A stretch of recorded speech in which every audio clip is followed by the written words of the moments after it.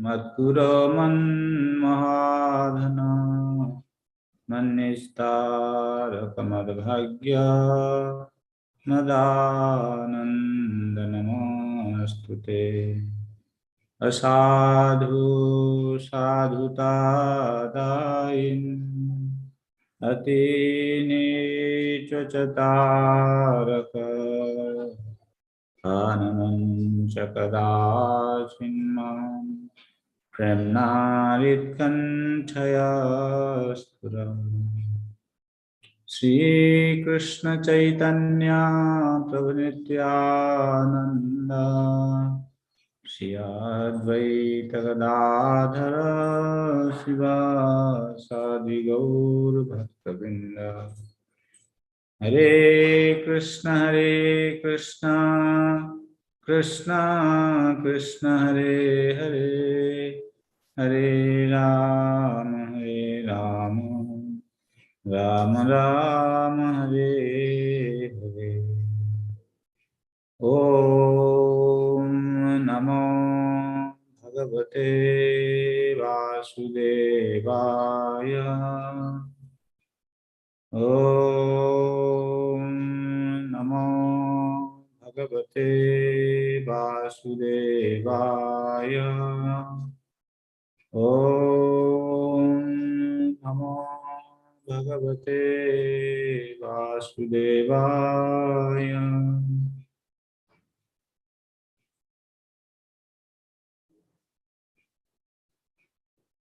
Hare Krishna, dear devotees, welcome back to our regular reading of Srimad Bhagavatam.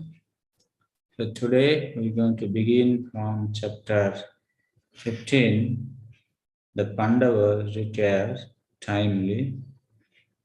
So before we start chapter 15, we can recap what we are doing the last week. The last week we were discussing when Arjuna returned back to Hastinapur from Dwaraka, and then Maharaj Yudhishthir, in the meantime, he was feeling very much dejected. He was not happy to see inauspicious moments. And when Arjuna came back,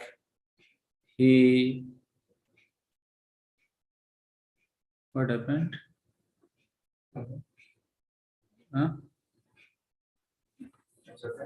So something is wrong? Okay. When Arjuna came back from Hastinapur, from Dwaraka,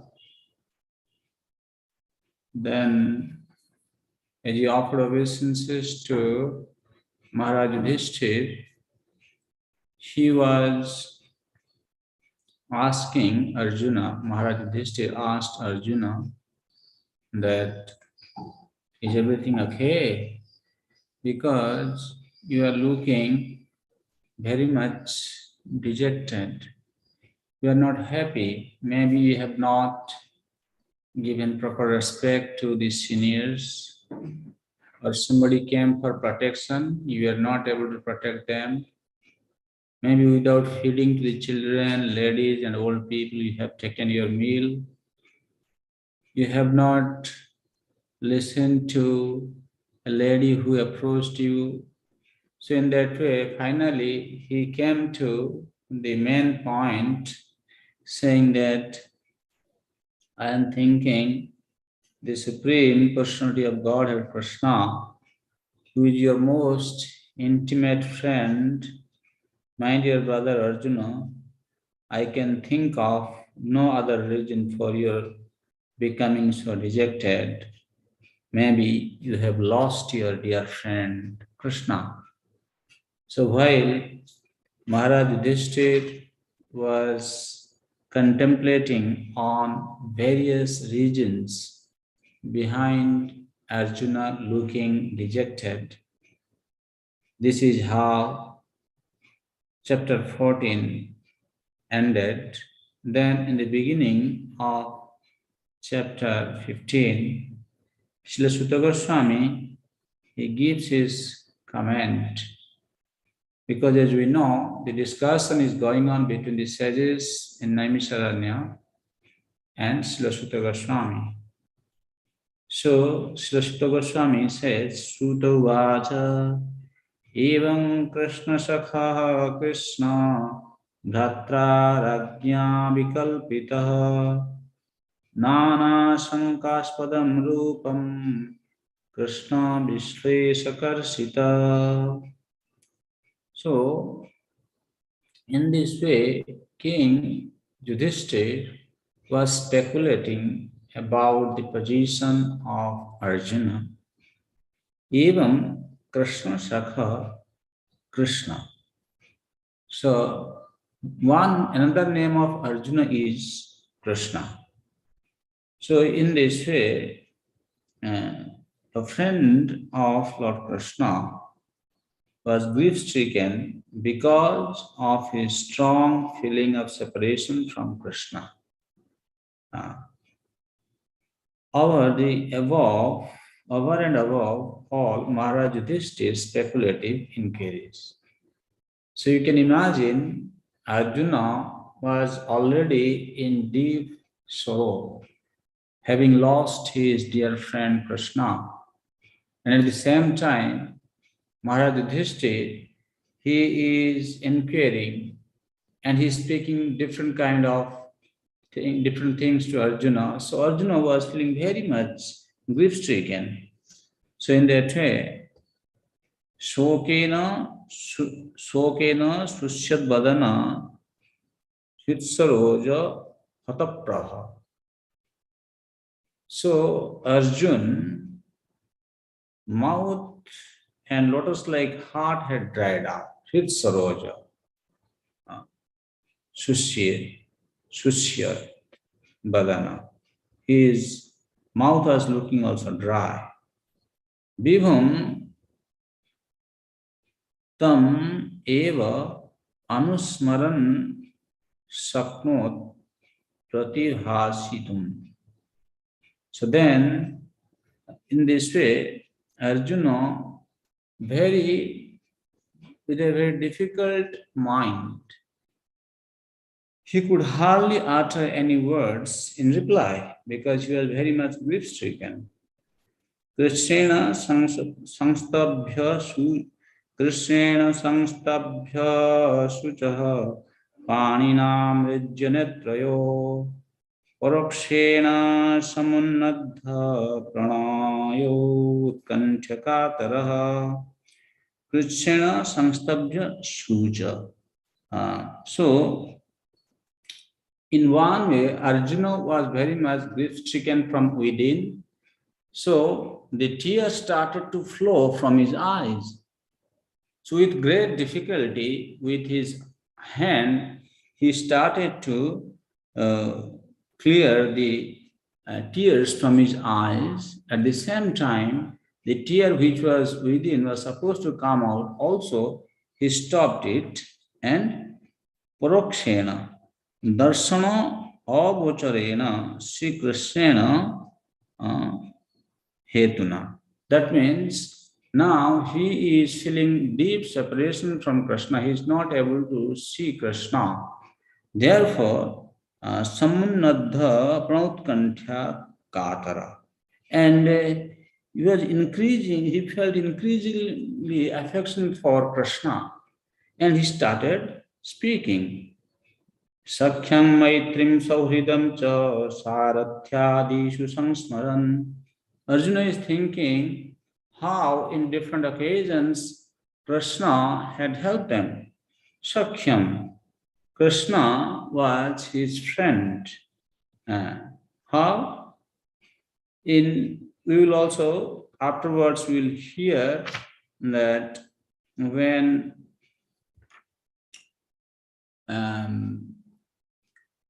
Agnidev approached Arjuna and Krishna for having indigestion because of drinking lot of ghee in the sacrifice performed by uh,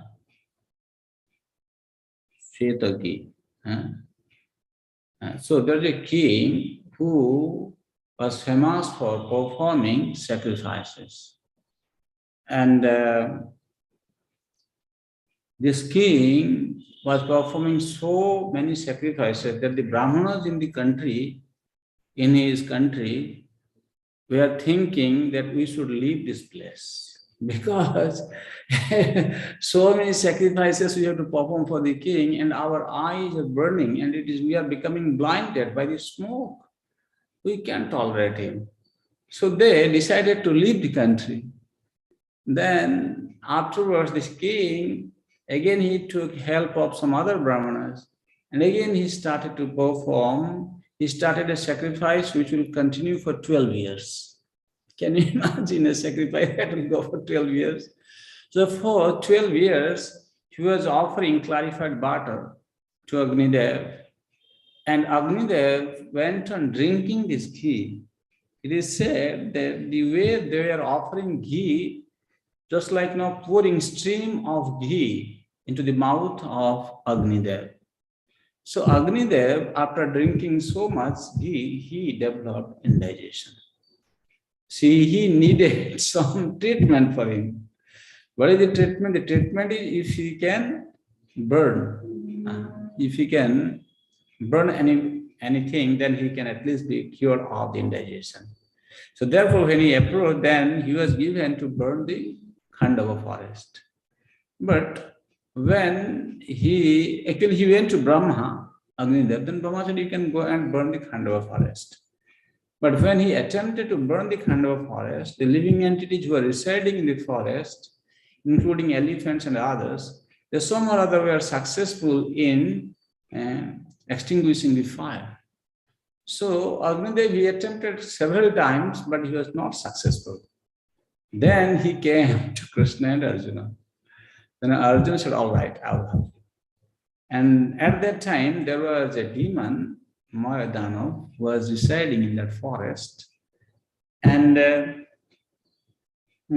so Arjuna actually, helped Agnidev to burn the forest, because what happened, Indradev actually used to send rain when he was burning the forest. And this time, Arjuna protected the forest from rainfall through his arrows.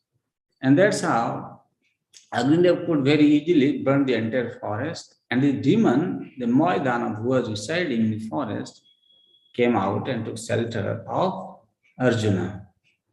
And actually, Krishna wanted to kill that demon with his Sudarshan Chakra. You can imagine, in one way, fire is chasing him, and another way, Krishna Sudarshan Chakra is chasing. So there is no other way to escape except taking shelter of Arjuna. So when this demon came and took shelter of Arjuna, then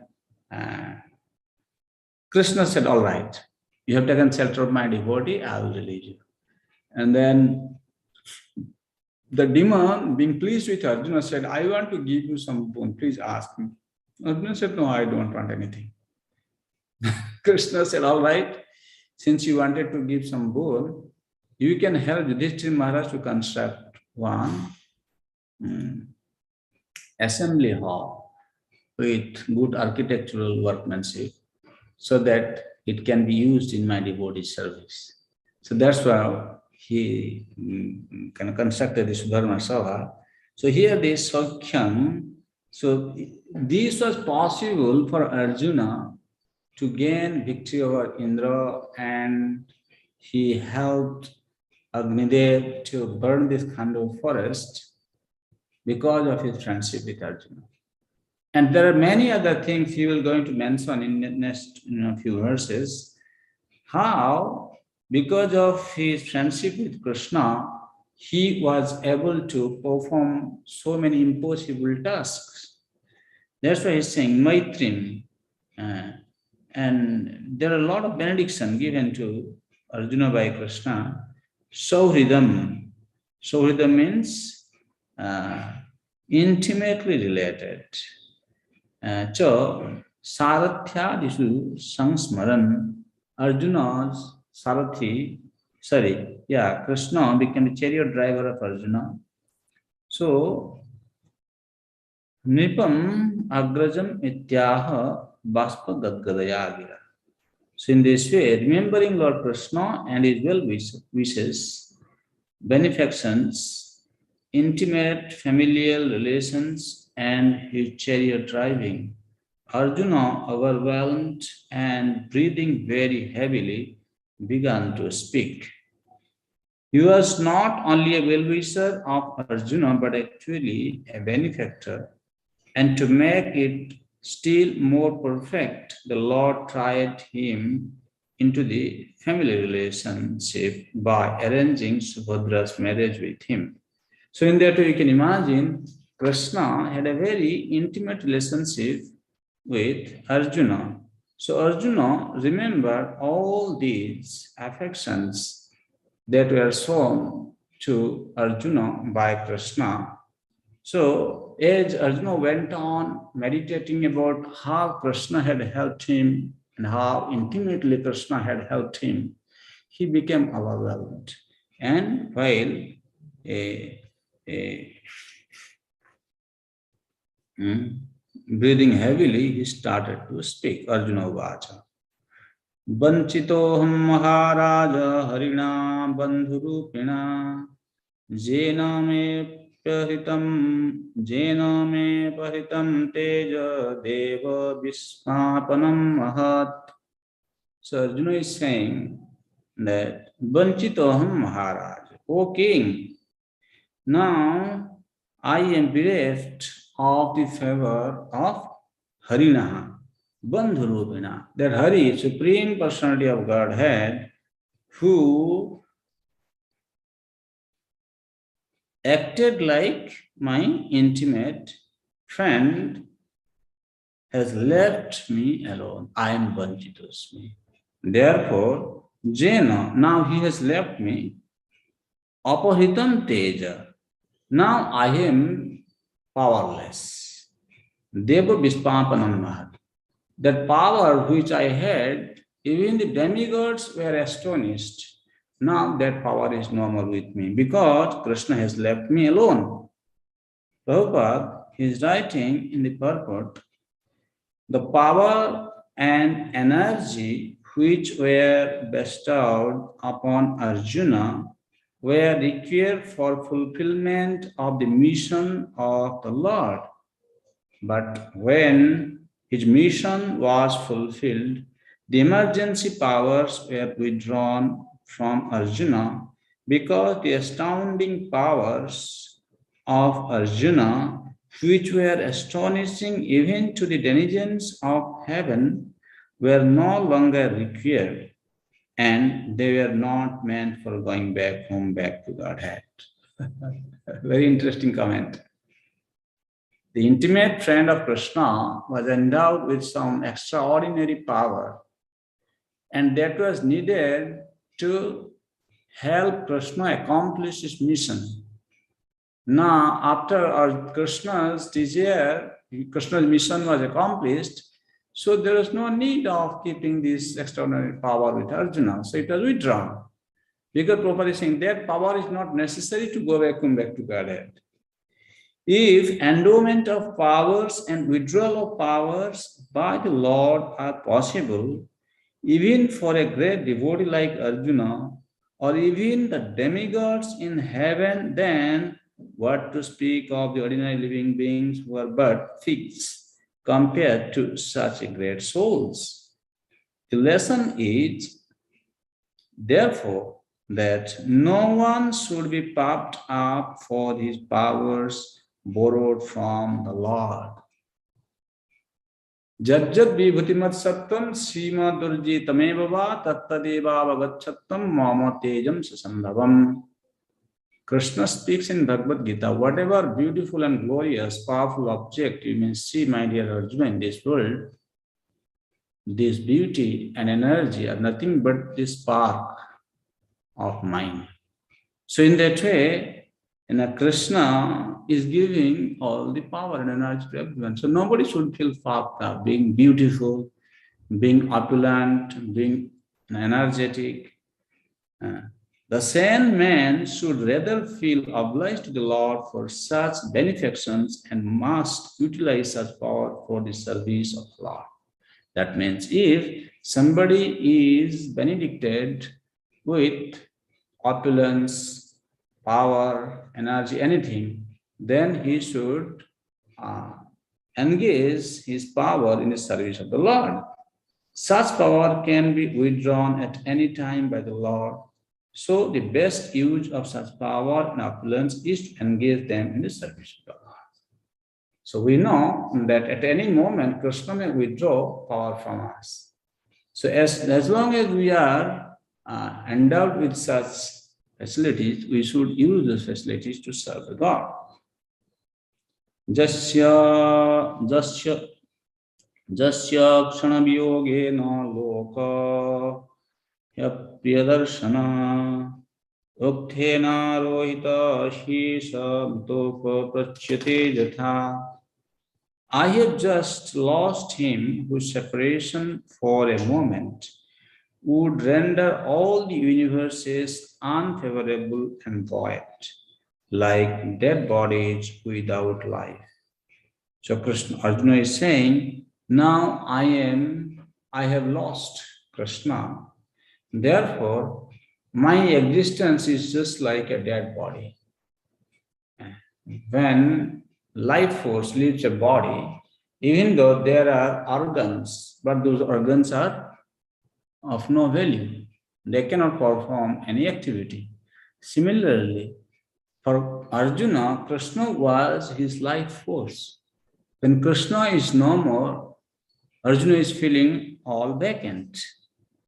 Therefore, he further glorifies Krishna, starting with text number 7 in next 10 verses. He remembers Krishna's favors in different occasions. First, he says, Jatsam Bhagavatanam Rajñam Swayamvara Mukhe Smaradurmadanam Tejoritam Kalumaya Vihatascha Matsya Sajji Kritena Dhanusadhigata Cha Krishna. Arjuna is remembering how he was able to get the hand of Draupadi from the Swayamvara ceremony of Swayamvara ceremony which was arranged by King Drupada. Jatsam Swayat, Jasya Balat means being favored by Krishna only, and I was so powerful. What did you do? Drupada Geham Upagatana. All these kings, the princes who came to participate in the marriage ceremony of Draupadi, Swayamvara Mukhe Smaradurmadandha. These princes, they were very lusty. All these princes assembled there in the place of Drupada, in the palace of Drupada, wanted to get the hand of Draupadi. Tejo hitam khalumaya vihataschatas matsya. And all these kings are given a challenge by King Drupada. Drupada wanted to give his daughter to either Arjuna or Krishna. Anyway, he wanted to give his daughter to Arjuna. Therefore, he had given a very big challenge, and he knew that none of these princes will be able to fulfill that challenge except Arjuna. You know what is that challenge? Draupadi was the most beautiful daughter of King Drupada, and when she was a young girl, almost all the princes desired her hand. But Drupada Maharaj decided to hand over his daughter to Arjuna only, and therefore contrived a peculiar way. There is a fish hanging on the inner roof of the house under the protection of a wheel. The condition was that out of the princely order, one must be able to pierce the fish's eyes through the wheel of protection, and no one would be allowed to look up at the target. On the ground, there was a water pot in which the target and wheel were reflected, and one had to fix his aim towards the target by looking at the trembling water in the pot. Can you imagine what a difficult task? There is a fish set in the wheel on the roof, and the reflection is seen in the water down.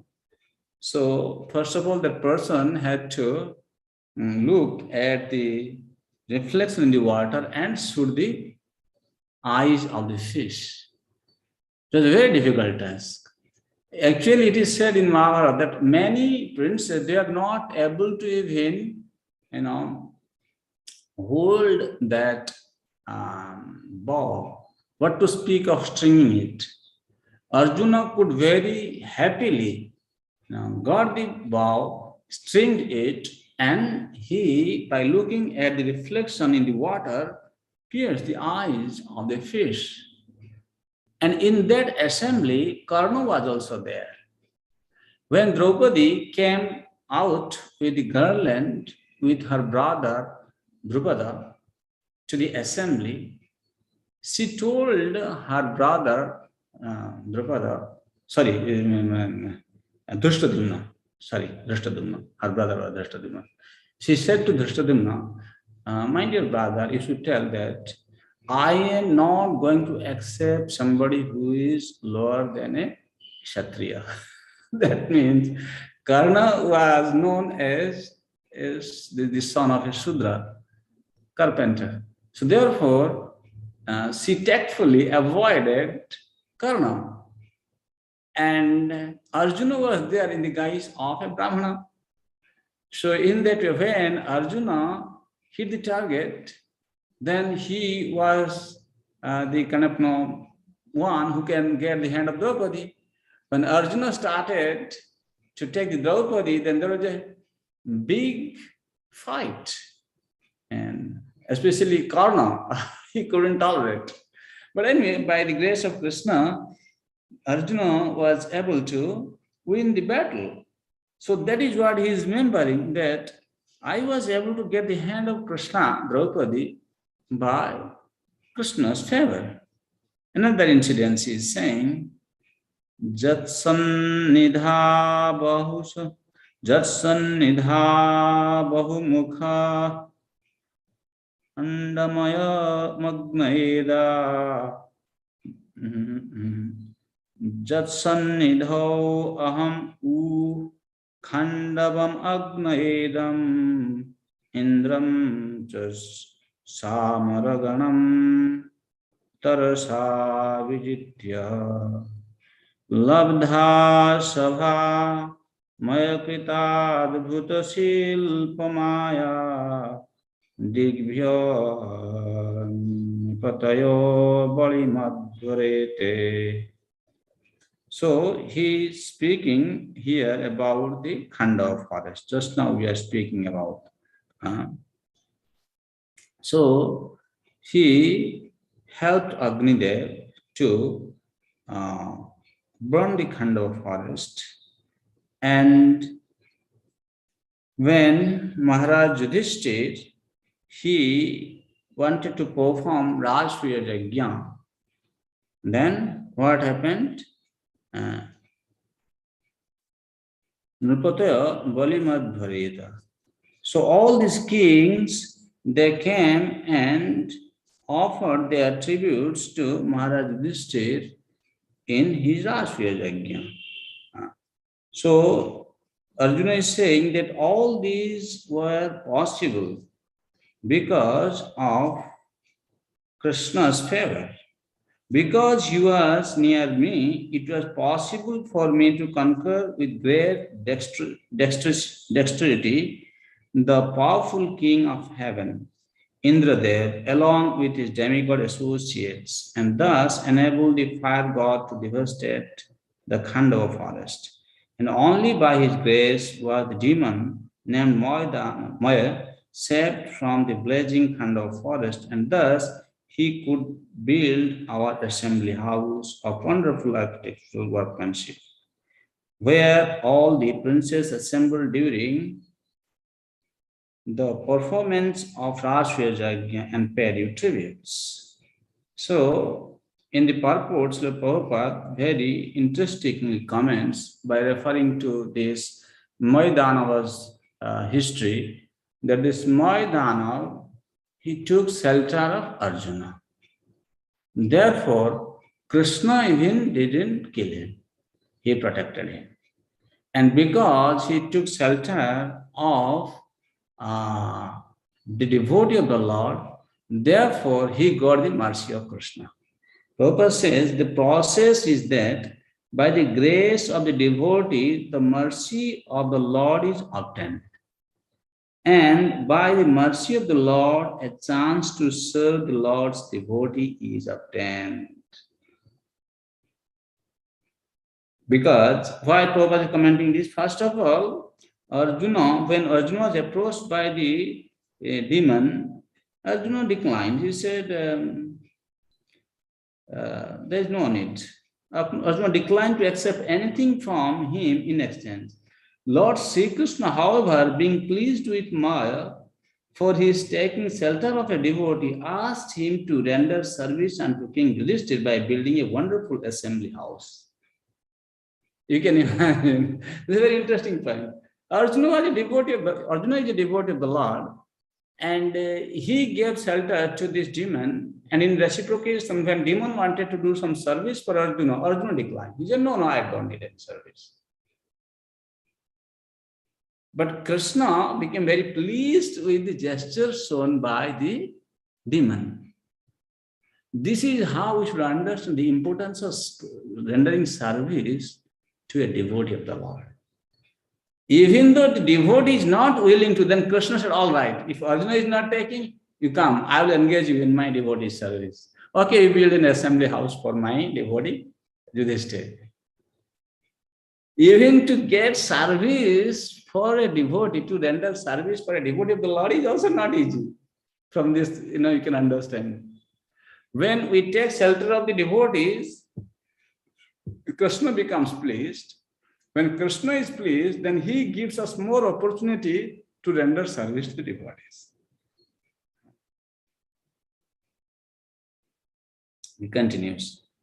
Jatte jasa nipasirangri mahan makhartham aryo nujastava gaja yuta sattva virja teja hita Pramathanathamakhaya bhupa janmochitastadanayan balimadbharete. He is remembering another incident, how Jarasandha was killed by Bhima, your younger brother, saying, Arya Anujastava. Your younger brother Bhima, who is Bhima? Gaja Yuta Sattva Viriya. He had strength of 10,000 elephants in him. And he was able to defeat who? Jat Tejasa. Being favored by Krishna, your younger brother Bhima was able to defeat Nripasirangri. Mahan Nripasirangri. Means this Jarasandha, if you take a direct meaning, used to walk by putting a step in the heads of the kings. Means all these kings were always worshipping the feet of Jarasandha. He was such a powerful king. He was the leader of all the kings. Tena hita pramathanatha makhaya bhupa janmochitas tadanayan barimadbharete. This Jarasandha had kept all these kings in the prison, and he wanted to sacrifice them in front of Mahabhairava. But Bhima, by killing Jarasandha, with the help of Krishna, he was able to release them. Therefore, all these kings, they came and offered their tributes to Maharaj Yudhishthira when he was supposed to perform Rashtriya sacrifice. So Prabhupada explained this story very nicely. I'll just read it out. Jarasandha was a very powerful king of Magad, and the history of his birth and activities is also very interesting. His father, King Brihadratha, was also a very prosperous and powerful king of Magadha.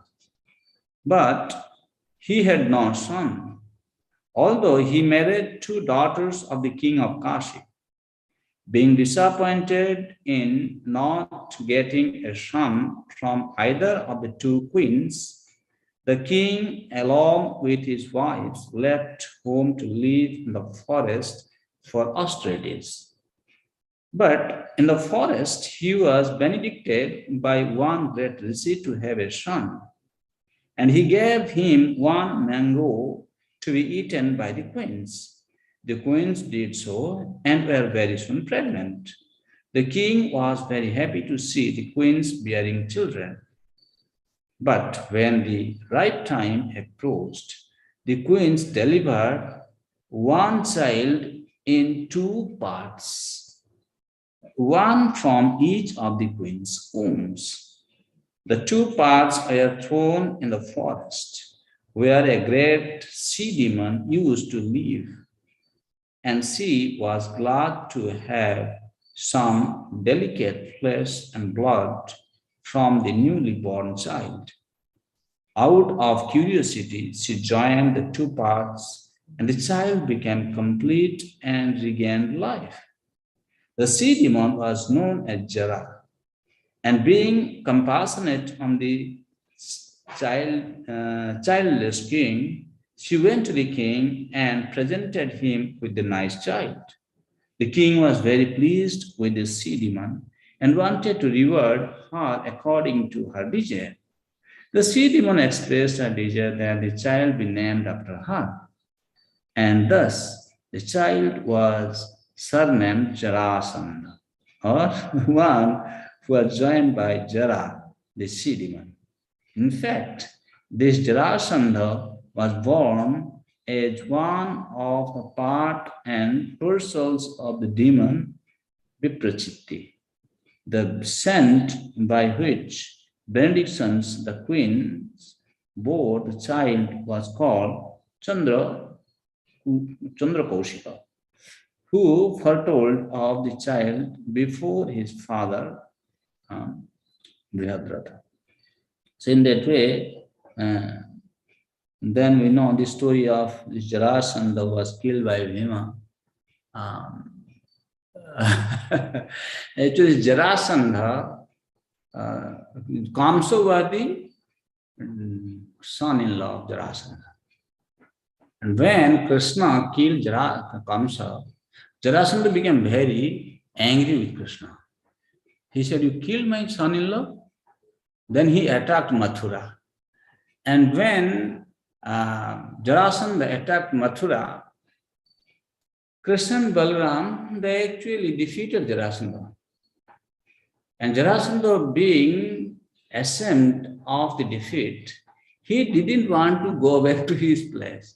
He straight away went to the forest to do tapasya.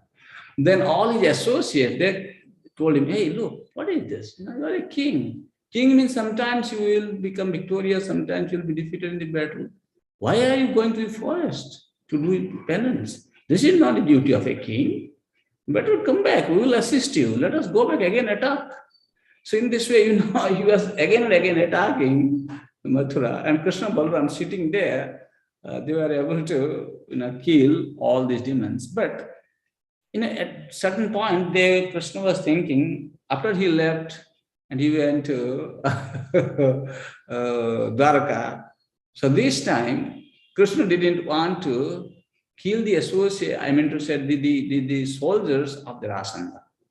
Therefore, instead of fighting with him, Krishna, he played a trick. Along with Arjuna and Bhima, disguised as Brahmana, he approached Jarasandha.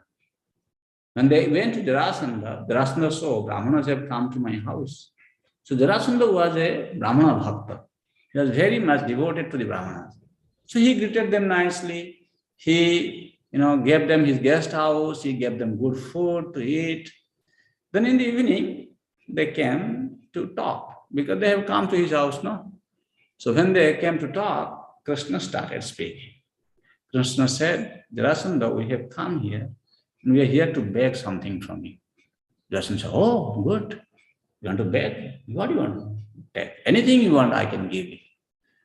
Krishna said, no, we have come here with a special request. We want fight from you. He said, what? You're a Brahmana, you want fight? Then finally he understood.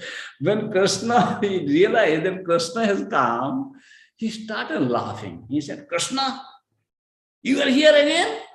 And you're asking me to fight with you? Come on, I'm not going to fight with you.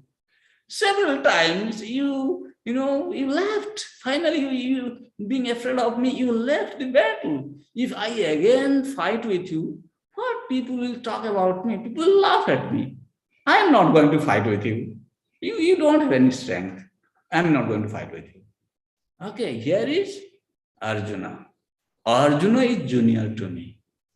And how much strength he has, that's a separate thing. If I fight with my junior, that's also not correct. Bhima is equal to me in age and also in strength.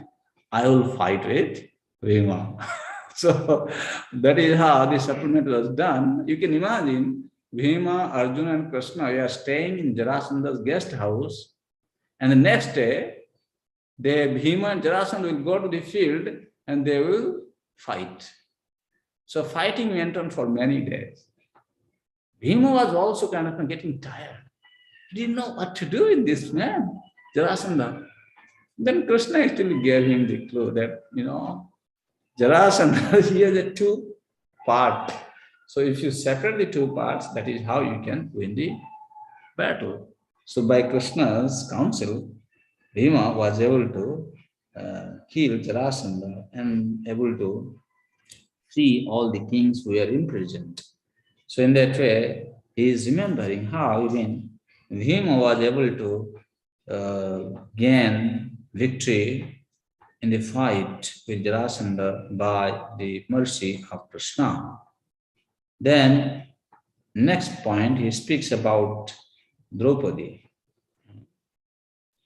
Patnyastavaadhimakho klipta mahavisheka slagishta charu kavaram kitavai sabhayam spristam vikirya padayo patitasumukhya jasta striyo kritahato hate sabidhu vimukta kesaha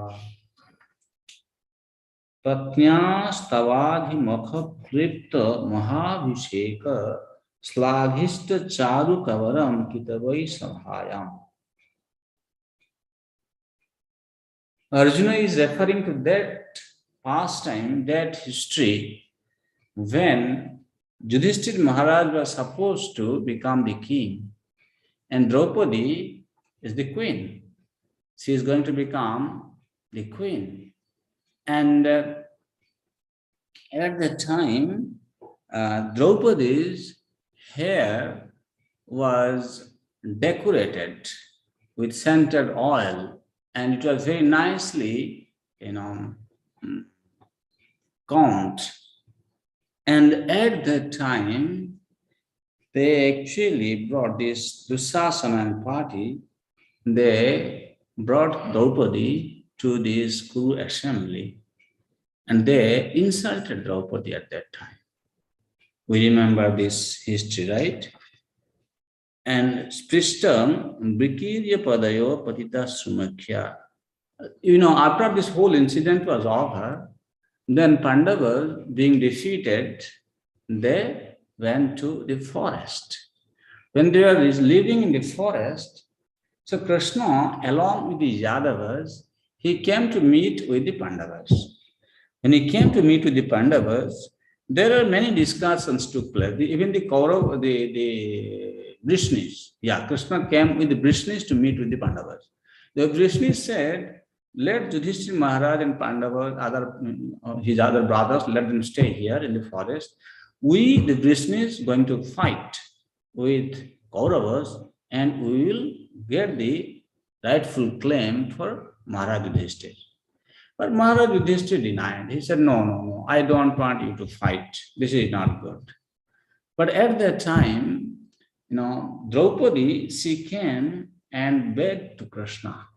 Here it is said that Patitasru, Padayo Patitasru Mukhya.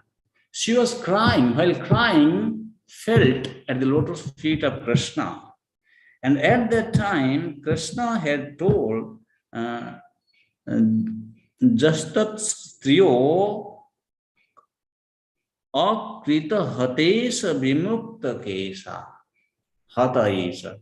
Krishna told Draupadi that the Dushasan and party who have insulted you, my dear sister, none of them going to remain alive. Their wives will also loosen their hair. Just like on that auspicious day when your hair was dressed and sanctified, this Dusasan, he got hold of your hair, that sanctified hair, for which they have to pay the price of being dead. So I'm going to kill all of them. So in this connection, Prabhupada, he gives a very wonderful comment. The Lord can tolerate insults upon himself by any miscreant, because the Father tolerates even insults from the Son. But he never tolerates insults upon his devotees. Draupadi, being such a chaste wife and a devotee of Lord Krishna, she was insulted by these miscreants in the Kuru assembly. Krishna could not tolerate that insult. Therefore, Prabhupada says that by insulting a great soul, one has to forego all results of pious acts and benedictions. Somebody may have performed a lot of pious credit in terms of reading Bhagavatam and performing many other pious activities in his life. It doesn't mean that he will remain protected if he commits Vaishnava Aparadh. As we know, Hanti Nindanti. This Nindanti means insulting a Vaishnava or Vaishnavi even. Therefore, we should not ill-treat any Vaishnava or Vaishnavi.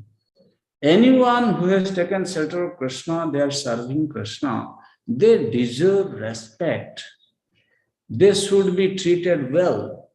Otherwise, we will be suffering, we will be punished. You can see what happened.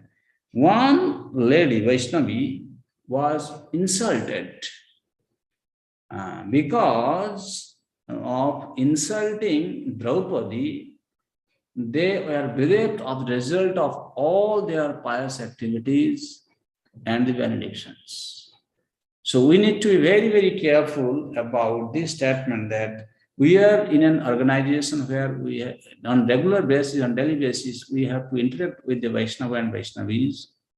If we do not pay, if we are not careful, if we do not avoid Vaishnava Aparadh, then there is severe consequences waiting for us. Anyway. Jo no yugopavanayetya duranta kritsad durvasa sori charita dapu ayutad grahubhunja sakanna sistamupayujya jatastrilokim tripta mamangsta salile binimagna sangha. Jono Yugopavana Etya Duranta Kritsha Durva Sasodi Taritad Ayutag Prabhucha. Ayutag Prabhu. Durvasa Muni had 10,000 disciples. Wherever he went, he would go with his 10,000 disciples. So once upon a time, Duryodhan, he had called Durvasa Muni to take prasadam in his house. Duryodhan was very expert in pleasing the Brahmanas. He knew how to feed them well and how to give them good dakshina so that they will be pleased. So his trick was, I will call Durvasa Muni and feed him nicely. Then when he is pleased, he will definitely ask me for benediction. At that time, I will take such a benediction from him and I will devise a plan how Yudhishthir Maharaj and his brother, they will be cursed by Durvasa Muni. So it so happened, Durvasa Muni came with his 10,000 disciples. Duryodhana fed him nicely. Durvasa Muni became very happy. Then he said, my dear son, ask me what boon you want. Duryodhana said, okay, what boon can you give me? I just want the way you have blessed me in our family. Yudhishthir Maharaj is the chief. So I want you also to go and bless my brothers. They are living in the forest now. But one thing, when you go there, you ensure that after Draupadi has finished her lunch, then only you go. Because she is a very, soft lady. If you go with 10,000 disciples when she is hungry, and she will not be able to, take care of you all very nicely. So better you go to my brother's house when Draupadi has finished her lunch. Means Duryodhana's trick was that Draupadi had this Akshay Patra, which had this mystical pot which can produce food to feed any number of people until Draupadi has not eaten. So, and once Draupadi finishes eating, then this pot will not produce any more milk, any more prasadam. So, Duryodhana was thinking that if they go after Draupadi has finished eating, then they will not be able to feed them in the forest. Then that's how he's going to curse Yudhishthir and they will, just suffer. She is such a cunning person. And it so happened, Durvasa Muni along with 10,000 disciples approached Maharaj Yudhishthir's doorstep when Draupadi had finished her lunch with her husbands. And then when they came, Yudhishthir Maharaj, of course, he greeted them very well. And they told them, okay, my dear Rishi, please go and take birth and then come back. By that time, your prasadam will be ready. But in the meantime, he understood that, Draupadi had also finished taking her lunch. So what to do? So Draupadi remembered Krishna. When Draupadi remembered Krishna, then at that time, Krishna was in Dwaraka. And see, in these incidents, you can understand Krishna is Bhakta Vatsala. He is not Nari Vatsala. He is Bhakta Vatsala. When Pandavas, along with Draupadi, were in such a great danger in the forest, and Draupadi was remembering Krishna, Pandavas, they were thinking what to do now. At that time, Krishna was in Dwaraka and Rukmini Devi was lying on the lap of Krishna. Krishna left Rukmini Devi from his lap and he rushed to the forest where the Pandavas were residing. Krishna came running to Draupadi. He said, Draupadi, I am very hungry. Can you give me some food to eat? Draupadi said, come on, Krishna. Draupadi is thinking in herself that in one way, I am very unfortunate. In another way, I am also very fortunate. I am unfortunate because all these 10,000 rishis have come along with Durvasa Muni, who I am not able to feed them. That is the most unfortunate situation. And another good fortune is that while I am not able to feed even one person, the Supreme Personality of Godhead has come and is asking me to feed him. So he said, Krishna, please don't joke. Krishna said, I am not joking. I am really very hungry. Give me something to eat. Draupadi said, that pot which is given to me by Suryadev, it can produce food to feed any number of devotees when I have not eaten. My dear Krishna, today I have finished eating. Therefore, there is no food in stock. How can I give you any food? Krishna said, you go and bring the pot, I want to see. See, Krishna is also sometimes he does some funny things to protect his devotees. Uh, Draupadi went and brought the pot near Krishna, and Krishna said, see, there is spinner sticking the neck of the pot. Give me that. And Krishna, he ate that spinach. He became completely satisfied. Tasmin tuste jagat tusta. When Krishna became satisfied, all these rishis who were taking bath in the river, they started looking at each other. They also became, their belly also became full, as if they have taken prasadam until their neck. And they were thinking, oh, now we cannot go to Yudhishthira Maharaj, because whatever preparations he has made, we will not be able to eat. So in the meantime, Krishna told Bhima, he said, Bhima, now you can go and call them. Bhimsen, with the gada on his shoulder, he is going. Saying, hey, my dear Rishi, why are you getting late? Lunch is ready, please come quickly. When they saw Bhima approaching them with the cloud, they were thinking, now we have to go away, whichever direction you find. Don't go in one direction. 10,000 people, can you imagine? They just ran away out of fear. Krishna saved them. So Arjuna is remembering this pastime, that Krishna had been helping us. He has been protecting us from all types of dangers. So in that way, the next, from text number 12, we'll read in the next class.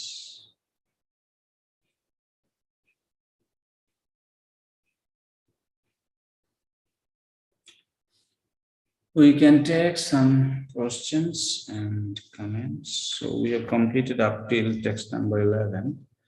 We'll continue from 12 next week.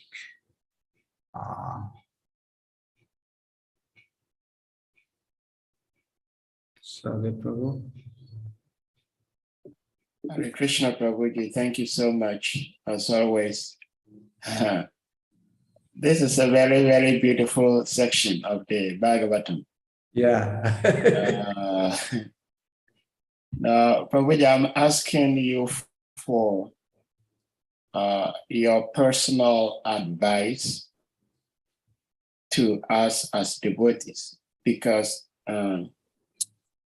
you were sharing with us from verses 7 to 16, which is like the 10 verses, descriptions of Arjuna, how Krishna helped him in so many ways. And especially in text 7, Arjuna was so sad that he's lost his dearest friend. And you see, when someone is not faced with a particular situation, it is very easy to offer advice to another person having the problem. But when one is faced with that particular problem, sometimes it may not be so easy overcoming the problem, up to the point that one feels helpless. He feels, what is the use living on again? And as such, when such situations arise, some people, either due to lack of knowledge or whatever, because we know scripturally how dangerous it is for someone to commit suicide. But there are some situations that when one is confronted with, the only hope the person may have is to commit suicide, because there is nothing left to live for. So what would be your advice for a person finding himself or herself in a situation, of course, like what Arjun was going through, is enough for him to commit suicide, but he didn't. But it so happens that even the devotees, amongst the devotees, some of us may go through some situations and we may think the best way to end this problem is to commit suicide. What would be your advice? Hare Krishna. No, first of all, those who come to that kind of state of consciousness that they feel I have no other means of survival than to commit suicide. That is, first of all, not the way a devotee is supposed to think. And why one comes to that kind of understanding is that we need to understand, because the devotee need to make the assessment. That means this person, he has a lot of desires in the material platform, and these desires are not getting fulfilled. He is getting frustrated. Frustrations are due to not getting his material desires fulfilled. Therefore, he is thinking, what is the use of living in this body? He has not understood why I should live in this body. I am allowed to live in this body as long as I can render service to the Supreme Lord. Even this body, for example, somebody, Sanatan Goswami also he told, no? Sanatan Goswami was thinking, you see, Sanatan Goswami was thinking, my body has got boils in it. And whenever I go near Krishna, Chaitanya Mahaprabhu, he embraces me and his transcendental body is smeared with the pus that is coming out from the boil in my body. I can't tolerate this.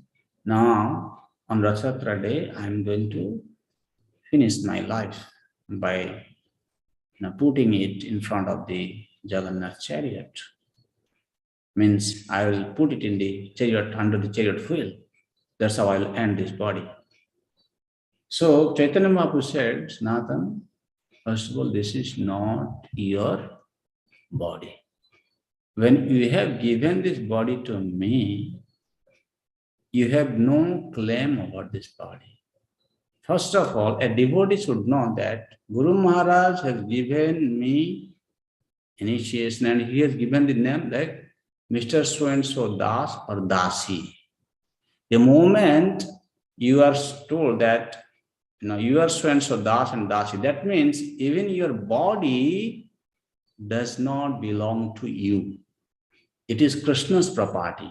Even otherwise also, in general, even if somebody is not a devotee of Lord Krishna, still the composition of the body does not belong to that person. The composition of the body which he has got as a body is Krishna's energy. That's Krishna's property. So whether somebody is a devotee of Lord Krishna or non-devotee, and even then what to speak of somebody who has become the devotee? Devotee means he understands very clearly, I am a servant, means this body belongs to Krishna. That means I have got no right to destroy this Krishna's property. And another thing is, everybody should have a best friend in Krishna consciousness. What is happening? When we don't have a friend who we can share our problems with, that time we take decision, we feel lonely and we commit such kind of mistakes. Therefore, nobody should be alone in Krishna consciousness. Everybody should have good friends, and with friends, they must be serving Krishna. Then when there is such kind of problem, they should discuss with the intimate friend and they should have understood the philosophy. And another thing is, because what they do, if they are not chanting properly, these problems will arise actually. Therefore, every devotee should practice Krishna consciousness from the very beginning thoroughly. Then such kind of problems will not arise in that.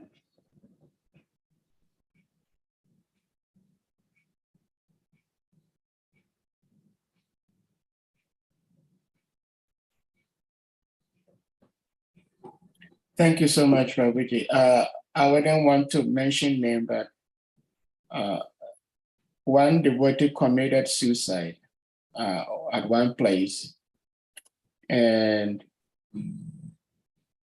during his memorial celebration, there were many great devotees in our movement who were there. Of course, it was online, and I was expecting at least one of the great devotees to speak like similar to what you just said, but I never heard anybody say anything negative about suicide. They only spoke how nice the devotee was and how bright his future will be. And I was thinking to myself, how bright his future will be, he committed suicide. So, Prabhuji, thank you so much for the input you gave, because I believe, just like the way you said it, that our bodies are no more ours. So how can we, on our own, decide what we want to do with our bodies? Hare Krishna, thank you. Thank you. Okay, looks like there is no more question or comment. Okay, we'll then conclude this session here